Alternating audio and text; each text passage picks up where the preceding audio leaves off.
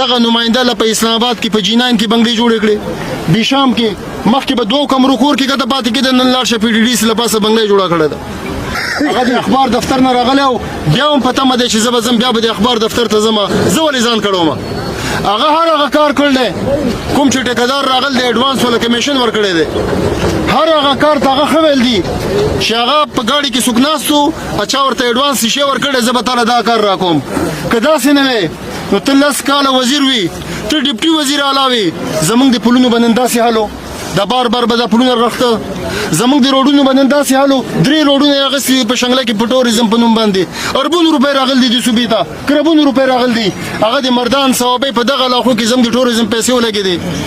ونې دلته دي نخترې دلته دي دا خوړونه دلته دي ښایست دلته دي خلک دې علاقو پسې ټوریزم په نوم باندې راځي دنیا ته له پیسې راکوي دې علاقو دپاره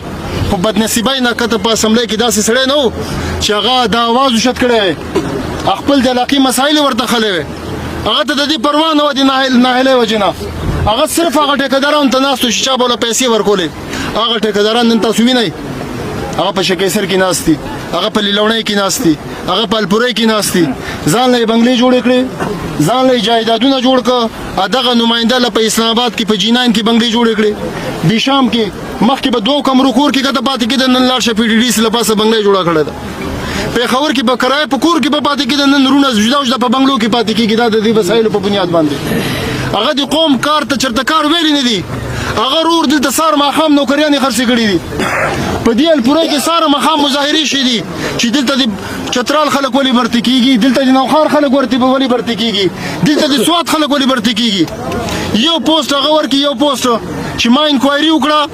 ما ډي سي له حکم ورکړلی چې ته د دې انکوایري وکړه دا ولې شی ده که څوک خواله راشي وایي دا خو افسران زورور شوي دي دا خو داسې غلط کار کړلی هغه انکوایري انجام سرته نه رسي هغه یوه انکوایري داسې نه ده چې چېرته څوک افسر پکې سسپینډ شي حالانکه انکوایري چې کله کېږي هغه افسر به سسپینډ کوي هغه به سسپینډ انکوایري به کېږي پته به لګي نن ورځې پر یوې انکوایري رپورټ نه ده راغلی ولې چې هغه په خپل هغه لاس په خپله په دې غلا کې ککړو چې انکوایري کېده نو هغه لاس ته بیا کړي لګېده نو صرف پوینټ سکورینګ یې کړی دی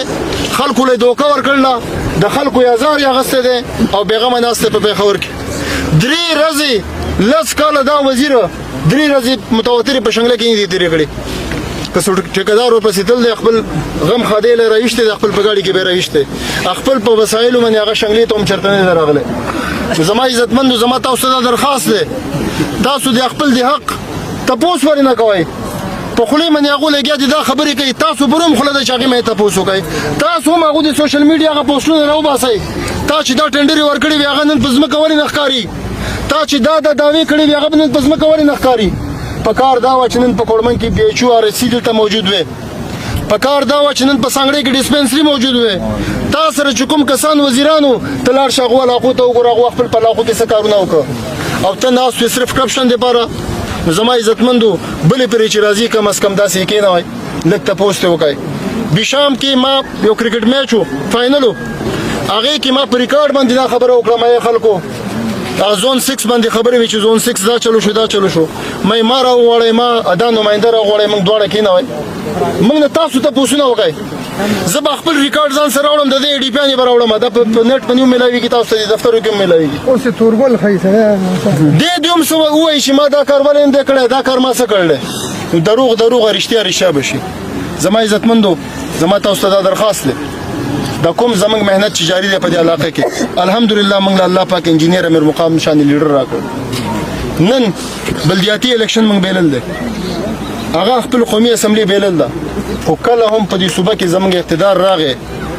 هغه په کابینه کې شامل دی خپل په برکت باندې ستاسو قوم په مهنت باندې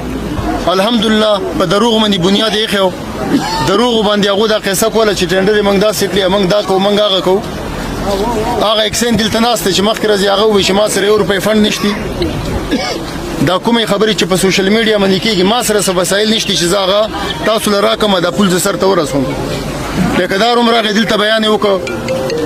چې نه ماته مخکینۍ پیسې میلاوي شوي دي 8-12 کروڑ روپۍ غالبا داسې یاد یې کړې نه ماته مخکینۍ پیسې میلاوي شوي دي ما ته هغه نه یې میلاوي شي زه نوی کار څنګه وکړم اما بار نماینده ته ویلي دي چې د دې پل څه بندوبست وکړه د دې پل بندوبست وکړه فلانی پسې مې بوتل دی فلانی پسې مې بوتل دی خو نن ورځې پورې هغې حل نه دی راوتی او بل طرف ته دا امنیه صاحب زمونږ چې هغه اوس هم په دې پل باندې لا فنډ نشته فنډ بندوبست لا نه دی شوی خو د ده په یقین دهانۍ باندې چې دا پیسې به تاله زه وصولوم ځکه چې رښتینی و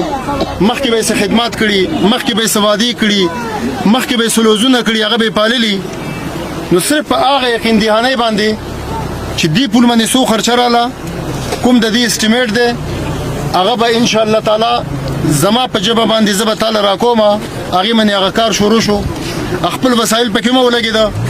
نن الحمدلله موږ یو باعزته طریقې باندې دلته په خوشحالۍ ناست یو